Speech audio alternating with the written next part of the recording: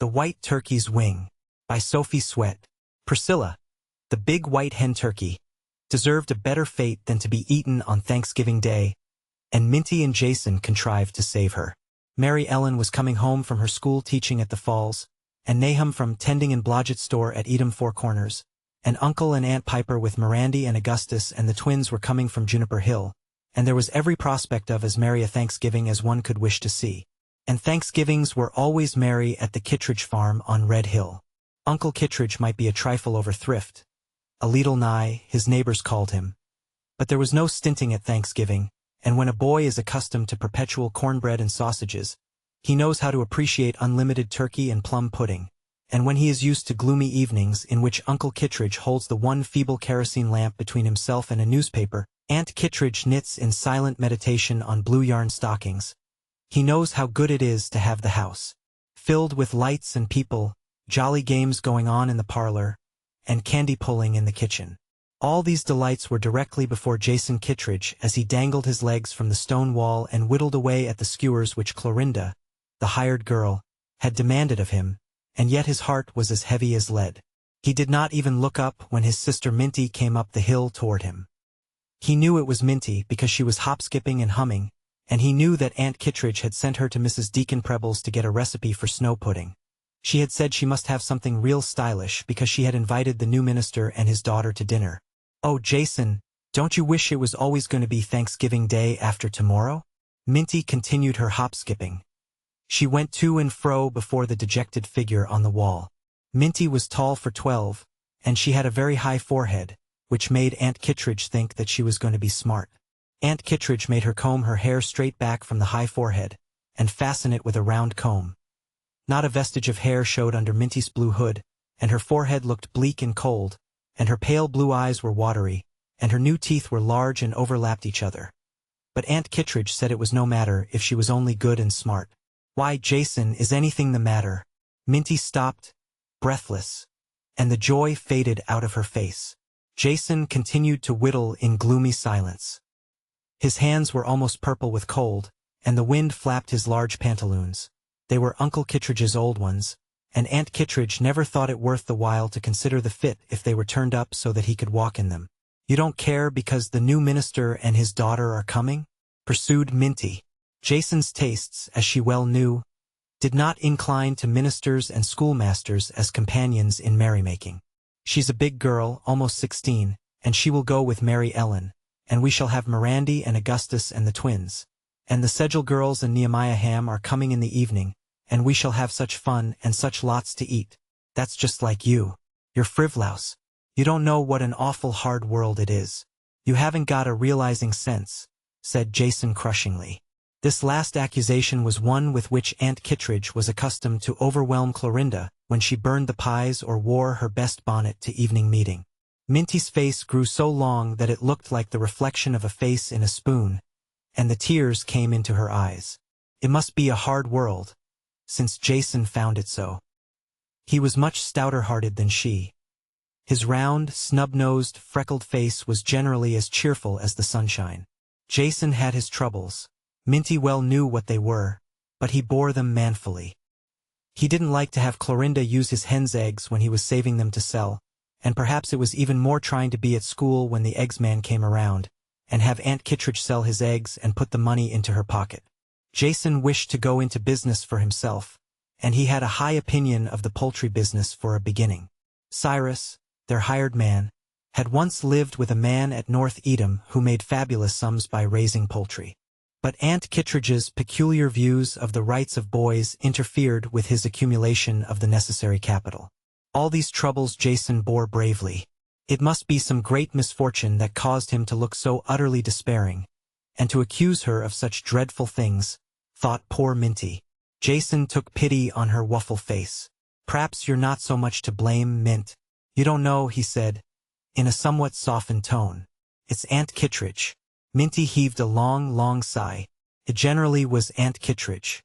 "She's told Cyrus to kill the white turkey," continued Jason with almost a break in his voice. "To kill Priscilla," gasped Minty. "She couldn't. She wouldn't." "Oh, Jason, Cyrus won't do it, will he? Hasn't he got to if she says so?" demanded Jason grimly. But Priscilla is yours, said Minty stoutly. She says she only let me call her mine. Just as if I didn't save her out of that weak brood when all the rest were killed by the thunderstorm, and brought her up in cotton behind the kitchen stove. No matter how much Clorinda scolded, and found her nest with 31 eggs in it in the old pine stump, and she knows me and follows me round. I shouldn't think Aunt Kittredge would want to, said Minty reflectively. She wants a big turkey, because the minister and his daughter are coming to dinner, and she doesn't want to have one of the young ones killed, because she is too thin. I wouldn't care if I were you. After all, Priscilla is only a turkey, said Minty, attempting to be cheerful. But this well-meant effort at consolation aroused Jason's wrath. That's just like a girl, he cried. What do you care if you only have blue beads and lots of candy? Poor Minty's face lengthened again, and her jaw fell. There's my $2.30, Jason, she said anxiously. Jason started. A ray of hope flushed his freckled face. We can buy a big turkey over at Jonas Hicks's for all that money, continued Minty. And then she drew nearer to Jason, and added a thrilling whisper, and we can hide Priscilla. Jason stared at her in amazement. He had never expected Minty to come to the front in an emergency. Perhaps the high forehead meant something after all. She'll be after you about the money, you know, he said, with a significant nod toward the house. It's my own. I earned it picking berries and weeding old Mrs. Jackman's garden. It's in my bank, and the bank won't open till there's $5 in it. Jason's face darkened. But we can smash it, said Minty calmly. Certainly the high forehead meant something. Priscilla was hidden. The smashing was done in extreme privacy behind the stone wall of the pasture. Cyrus was bound over to secrecy, as was also Jonas Hicks, who, after some haggling, sold them his finest turkey for $2.30. Cyrus is gettin' real handy and accommodatin', said Clorinda the next morning, when they were all in the kitchen and Jason, ignobly arrayed in Clorinda's kitchen belle apron, was chopping and Minty was seeding raisins. I expected nothin' but what I'd got to pick the white turkey, and he's fetched her in all picked and drawed. She don't weigh quite so much as I expected, said Uncle Kittredge, as he suspended the turkey on the hook of the old steelyards. Jason and Minty slyly exchanged anxious glances. Neither of them had looked at the turkey, and Minty's face was suffused with red even to the roots of her tow-colored hair. Mary Ellen and Nahum came that night, and bright and early on the morning of Thanksgiving Day came Uncle and Aunt Piper with Mirandy and Augustus and the twins, and the house was full of noise and jollity. Jason was obliged to go to church in the morning with the grown people, but Minty stayed at home to help Clorinda, and after much maneuvering she found an opportunity to run down to the shanty in the logging road and feed the white turkey. The new minister and his daughter came to dinner, and Jason and Minty were glad that the children had seats at the far end of the table. The minister's daughter was 16, and looked very stylish, and Aunt Kittredge said she was glad enough that they had the snow pudding, and that she had asked Aunt Piper to bring her sauce dishes. It had begun to be very merry at the far end of the table, in a quiet way, for Aunt Kittredge's stern eye wandered constantly in that direction, and Jason and Minty had almost forgotten that there were trials and difficulties in life, when suddenly Aunt Piper's loud voice sounded across the table, striking terror to their souls. You don't say that this is the white turkey? Seems kind of a pity to kill her. She was so handsome, but she eats real well. Now, you mustn't forget to let me take a wing home to Sabriny. You know you always promised her a wing for her hat when the white turkey was killed. Sabriny was Aunt Piper's niece, who had been left at home to keep house. Sure enough I did, said Aunt Kittredge. Jason, you go out to the barn and get Cyrus to give you one of the white turkey's wings. And Minty, you wrap it up nice so it will be handy for your aunt to carry. Go as soon as you've ate your dinner so's to have it ready, for Uncle Piper has got to get home before sundown. Yes'm, answered Jason hoarsely, without lifting his eyes from his plate. He could scarcely eat another mouthful, and Minty found it unexpectedly easy to obey Aunt Kittredge's injunction to decline snow pudding lest there should not be enough to go round. What are you going to do?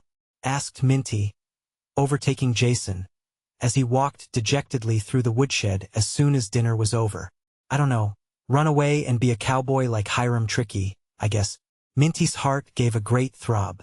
Hiram Trickey had sent home a photograph, which showed him to have become very like the picture of a pirate in Cyrus's old book, with pistols and a dirk at his belt. Jason, the new minister's daughter, has got a white gull's wing on her hat. And it's up in the spare chamber on the bed, and I don't think Sabrina would ever know the difference." Jason stared in mild-eyed speechless wonder. Minty had never shown herself a leading spirit before. "It will be dark before the minister's daughter goes, and there's a veil over the hat, and if we put a little something white on it, I'm sure she won't notice. And when she does notice, she won't know what became of it. And we can save up and buy her another gull's wing." "Sabrina'll know," said Jason, but there was an accent of hope in his voice. "They don't have turkeys, and they know that Priscilla wasn't a common turkey." "Perhaps they won't know the difference," said Minty. "Anyway, it will give us time to get Priscilla out of the way. If Aunt Kittredge finds out, she will have her killed right away. You go and get the wing off the minister's daughter's hat." "Mint," directed Jason firmly. Minty worked with trembling fingers in the chilly seclusion of the spare chamber. But she made a neat package. And she stuck on to the hat in place of the wing some feathers from the white rooster. There was an awful moment as Uncle and Aunt Piper were leaving.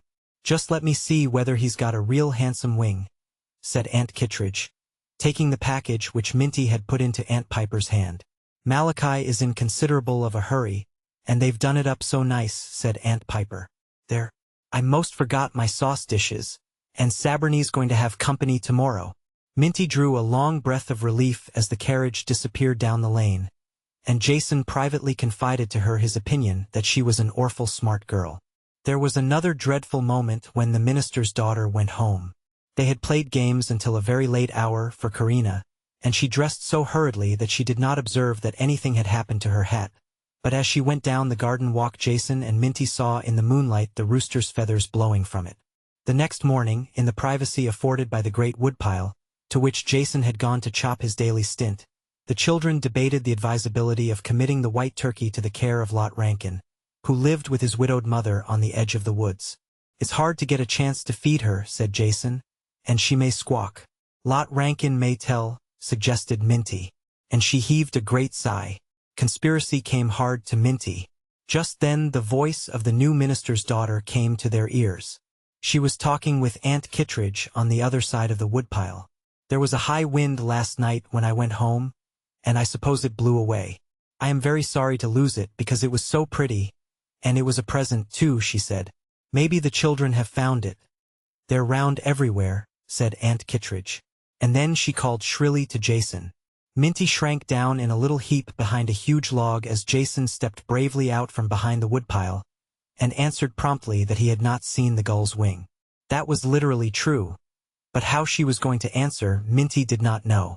It was so great a relief that tears sprang to Minty's eyes when, after a little more conversation, the minister's daughter went away. Aunt Kittredge had taken it for granted that, as she remarked, if one of them young ones didn't know anything about it, the other didn't. Minty felt her burden of guilt to be greater than she could bear. And there was no way in which she could earn money enough to buy the minister's daughter a new feather until berries were ripe and the weeds grew in old Mrs. Jackman's garden. Minty racked her brains to think of something she could give the minister's daughter to ease her troubled conscience. There was her Bunker Hill monument, made of shells, her most precious treasure. She would gladly have parted with even that, but it stood upon the table in the parlor, and Aunt Kittredge would discover so soon that it had gone. And Aunt Kittredge was quite capable of asking the minister's daughter to return it. Minty felt, despairingly, that this atonement was impossible. But suddenly a bright idea struck her. The feather on her summer Sunday hat. It was blue. It had been white originally, but Aunt Kittredge had thriftily had it dyed when it became soiled. Blue would be very becoming to the minister's daughter, and perhaps she would like it as well as her gull's wing. There was another sly visit to the chilly spare chamber. Minty took the summer Sunday hat from its bandbox in the closet, and carefully abstracted the blue feather. It was slightly faded, and there were some traces of the wetting it had received in a thunderstorm in spite of the handkerchief which Aunt Kittredge carefully pinned over it. But Minty thought it still a very beautiful feather. She put it into a little pasteboard box, wrote the minister's daughter's name on it, placed it on her doorstep at dusk, rang the bell, and ran away. It was nearly a week before she could find this opportunity to present the feather, for Aunt Kittredge didn't allow her to go out after dark, and in all that time they had not been able to negotiate with Lot Rankin, for Lot had the mumps on both sides at once and could not be seen. But the very next day after the minister's daughter received her feather, as if things were all coming right, thought Minty hopefully, Uncle Kittredge sent her down to Lot Rankin's to find out when he would be strong enough to help Cyrus in the logging camp, and Jason gave her many charges concerning the contract she was to make with Lot. But as she was going out of the house, there stood the minister's daughter in the doorway, talking with Aunt Kittredge. I shouldn't have known where it came from if Miss Plimpton, the milliner, hadn't happened to come in, the young girl was saying. She said at once, "It's Minty Kittredge's feather. I had it dyed for her last summer, and there's the little tag from the dye house on it now. I can't think why she sent it to me." Aunt Kittredge turned to the shrinking figure behind her, holding the blue feather accusingly in her hand. "Minty Kittredge, what does this mean?" she demanded sternly. She felt so bad about her gull's wing, and a rising sob fairly choked Minty. "Please don't scold her. I'm sure she can explain," pleaded the minister's daughter.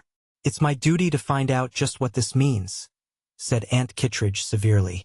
"I never heard of a child doing such a high-handed thing. You can do your errand now because your uncle wants you to, but when you come back I shall have a settlement with you." Poor Minty. She ran fast, never looking back, although the minister's daughter called to her in kindliest tones. There was no hope of keeping a secret from Aunt Kittredge when once she had discovered that there was one. The only chance of saving Priscilla's life lay in persuading Lot Rankin to care for and conceal her. But, alas, she found that Lot was not to be persuaded. He was going into the woods to work, and his mother was set against turkeys. Moreover, she was so lonesome most of the time that when folks did come along she told them all she knew. Jason, who had been very anxious, met her at the corner. Perhaps it was not to be wondered at that Jason was somewhat cross and unreasonable. He said only a girl would be so foolish as to send that feather to the minister's daughter. Girls were all silly, even those who had high foreheads, and he would never trust one again. He hoped she was going to have sense enough not to tell, no matter what Aunt Kittredge did. Poor Minty felt herself to be quite unequal to resisting Aunt Kittredge, but she swallowed a lump in her throat and said firmly that she would try to have sense enough. As they passed the blacksmith's shop, Lifflet, Uncle Piper's man, called out to them, "Meb, I shan't have time to go up to your house. The blacksmith is sick, so I had to come over here to get the mare shod, and I wish you'd tell your aunt that Saberny says 'twant no turkey's wing that she sent her. 'Twas some kind of a seabird's wing, and it come off of somebody's bunnit, and she's a-goin' to fetch it back." Minty and Jason answered not a word, but as they went on they looked at each other despairingly. "We should have been found out anyway," said Minty. Her pitifully white face seemed to touch Jason and arouse a spark of manly courage in his bosom. "I'll stand by you, Mint, feather and all. You can't help being a girl," he said magnanimously, "and I won't run away to be a cowboy like Hiram Tricky." Minty gave him a little grateful glance, but she could not speak. It did not seem so dreadful now about Hiram Tricky. She wished that a girl could run away to be a cowboy. As they slowly and dejectedly drew near the house, they saw a horse and a farm wagon at the door, and through the window they discovered that Uncle and Aunt Kittredge, Clorinda, and Cyrus were all in the kitchen. There was a visitor. Here was at least a slight reprieve. They went around through the woodshed. It seemed advisable to approach Aunt Kittredge with caution, even in the presence of a visitor. "Well, I must say I'm considerable disappointed," the visitor was saying, as they softly opened the door. He was a bluff, burly man, who sat with his tall whip between his knees. "I ought to 'a' stopped when I see her out there top of the stone wall the last time I come by. The handsomest turkey creeter I ever did see, and I've been in the poultry business this 20 years. I knew in a minute she belonged to that breed that old Mis' Joskins had. She fetched 'em from York State.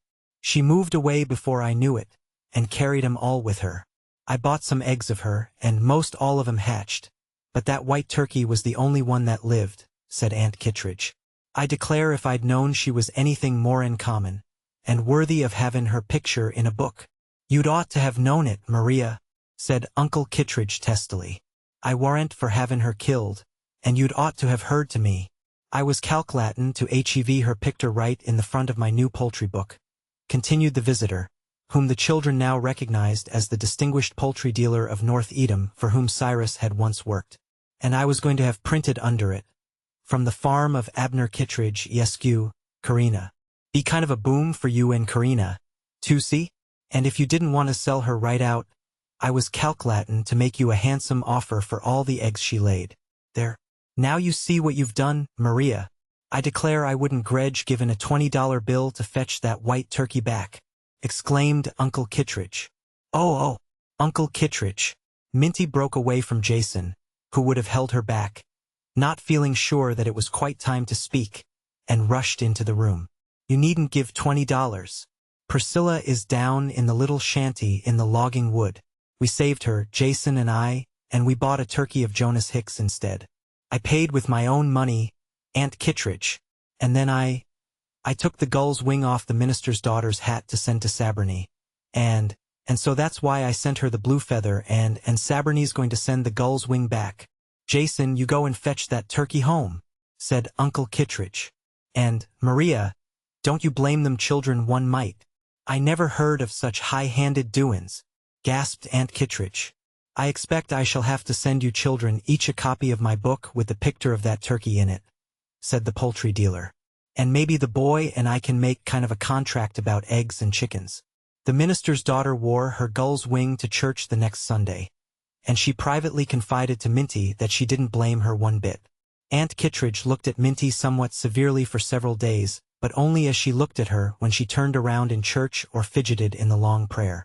And after the poultry book came out with Priscilla's photograph as a frontispiece, and people began to make pilgrimages to the Red Hill farm to see the poultry, she was heard to say several times that it was wonderful to see how a smart boy like Jason could make turkey raising pay, and that as for Minty, she always knew that high forehead of hers wasn't for nothing.